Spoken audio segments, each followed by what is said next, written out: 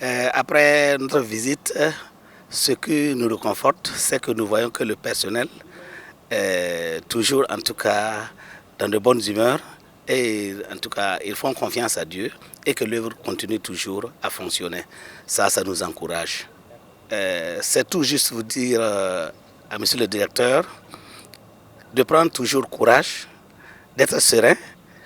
Dieu est au contrôle. Et si nous sommes venus ce soir, c'est pour apporter nos encouragements et puis un petit soutien pour que l'heure puisse toujours fonctionner. Je suis le président de Signorin et mon collègue de Nongre Masson.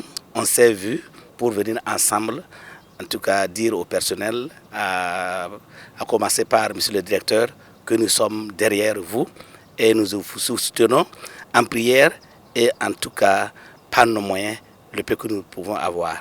Alors tout d'abord, en faisant le tour et en voyant les dégâts qui sont vraiment importants, alors nous déplorons cela, mais nous croyons que dans toutes choses, Dieu a sa main et vu le courage du personnel et aussi le soutien des uns des autres et la prière, nous sommes vraiment réconfortés et nous croyons de tout cœur que le Seigneur va glorifier son nom. C'est vrai que humainement parlant, ce n'est pas évident, mais Dieu est là et nous savons que d'ici là, alors CVK va repartir vraiment avec force, avec gloire et nous croyons que le Seigneur vraiment va intervenir parce que c'est l'œuvre de Dieu, c'est un canal par lequel Dieu passe pour vraiment faire du bien à l'être humain, à la population, à la nation burkinabé.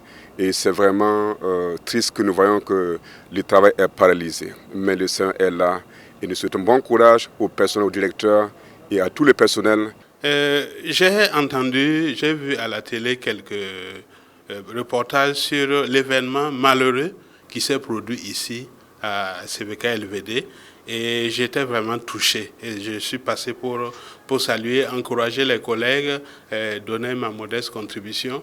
Mais j'avoue que ce que je vois maintenant, bien que ce soit plusieurs jours après l'événement, c'est indescriptible. Voir comment une puissance de feu peut souffler comme du papier un immeuble en béton. On voit la taille du fer, du ferrage qui a utilisé pour construire cela.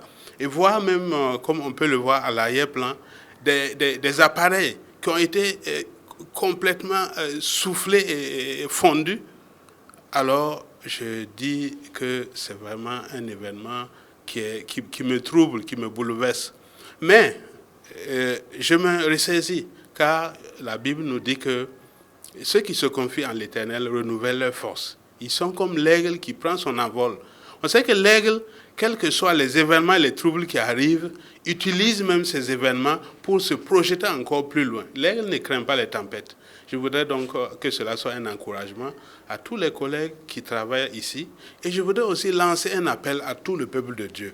Vous êtes, quel que soit votre niveau, on n'a pas besoin de titres ici. Je suis venu simplement, je vois que c'est ouvert à tout le monde. Ceux qui peuvent, qui ont 1000 francs, 2000 francs, faites comme la plupart des gens. Je ne sais pas que j'ai quelque chose, mais le peu que j'ai, je vois même que c'est trop peu, ce que j'ai donné, face à l'ampleur de ce qui se produit ici. Mais je sais que si nous sommes 1000, 10 000, 100 000 personnes, même si on donne 500, 100 francs, 1000 francs, 1000 francs, on va voir que c'est beaucoup.